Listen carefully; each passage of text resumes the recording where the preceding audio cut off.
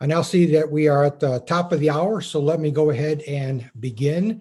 This is the third of four main presentations that Reg and I are doing. I am on my own this time because, as Reg says, he's in Vienna, Austria. He's in his dreams right now, or I'm in his dreams right now. So I'm going to go into a little bit more detail, but I would also ask a little assistance. In earlier presentations, I've had a little bit of either a local bandwidth problem in our neighborhood, or I've had some Zoom problems. So if things happen to lock up at all, the best thing to probably do is break in with unmuting yourself and let me know what the problem is and where the slides are. We've had that problem. The audio didn't seem to be impacted at all. Hopefully that won't happen.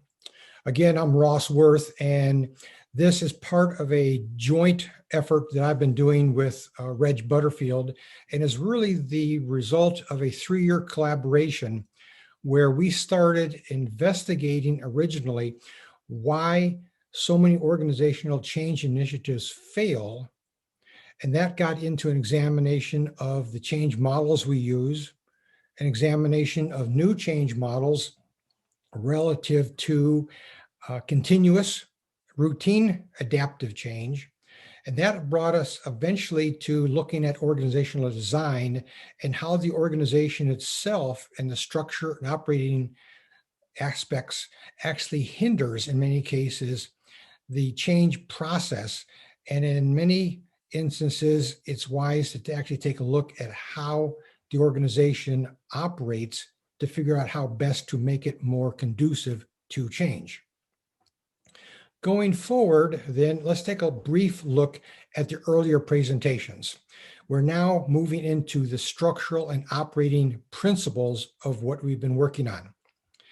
We started off yesterday with the challenges that face the traditional approaches.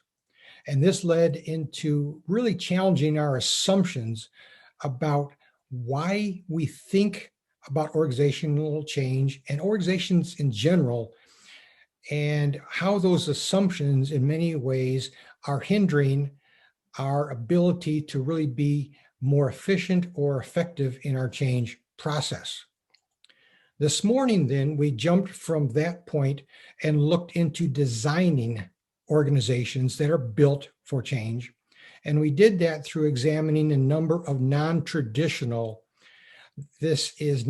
organizations that are either using a network structure, or they're using a network structure that is really behind and attached to the traditional hierarchy.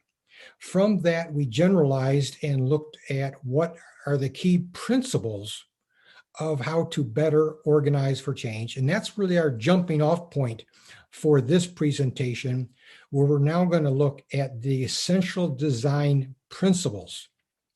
Tomorrow, then, in the fourth presentation, Reg will go a little bit deeper into how we're actually looking at implementing these design principles for, again, an adaptive routine change process. Looking forward, then, there's different levels of focus when you look at an organization. The tip of the iceberg might be considered the structural and operating principles. These are the key things that we will be using to really guide a distributed leadership model. We're moving away from a command and control hierarchy, but when you do that, something needs to be done to give some guidance to the organization that is currently embedded within the command structure. Part of this will be evidence in practice. Again, these are the things that you see, but more important are the simple rules that drive behavior.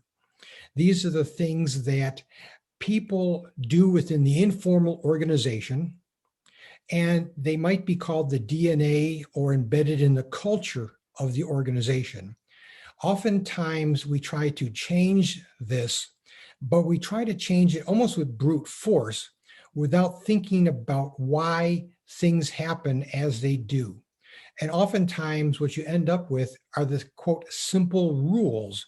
And this really comes from complexity science, how the organization or the behavior within the organization evolves, changes, and reacts based upon the simple interpersonal rules that govern our decision-making process.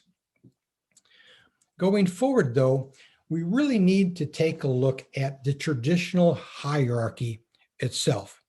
This is where we ended up when we started asking, why do so many change initiatives fail? And the question often comes as, what is that failure rate? Going back 20 years ago when I was working on my doctorate degree, I actually quoted the 30% failure, or I should say the 30% success rate, 70% failure rate within my dissertation. And one committee chair that was outside of management actually questioned that statistic and demanded that I document it. Actually, it was pretty easy to document in the academic literature where others were quoting it, but it's very, very difficult to actually find good studies to back it up. The challenge is, what is the change objective? When is the change objective really set, because it evolves over time during the change process? And more importantly, who gets to decide success or failure? So what I can really come back to is the McKinsey survey of CEOs that they do annually. And this has been pretty consistent for many years, that when they ask the CEOs how satisfied, again, it's a satisfaction indicator, how satisfied they are with their organizational change initiatives, it pretty much comes close to 30%, maybe plus or minus 2 or 3. So that success rate from a satisfaction perspective does seem to support the 30%. But again, if so many people will willingly quote that 30% success, that also indicates some beliefs that it is relatively correct. The question comes is, why that level, and why are people accepting that level? And it really comes down to, when you get to the heart of it, I think that organizations are designed for 3 primary functions. First off, they're designed to produce work. Work is the outcome, and work can be many different things, and is mission or purpose-driven type of work. It's the real purpose of why that organization, and this is regardless of whether it's a for-profit, a government entity, or a nonprofit organization, is designed to do something. Secondly, organizations are designed for some type of managerial control of that activity. And thirdly, they're designed to lead change, or they need to be designed to lead change to respond to an evolving environment. So you've got 3 different really design purposes for organization: get the work produced, manage or control, and lead and change, evolve over time as necessary.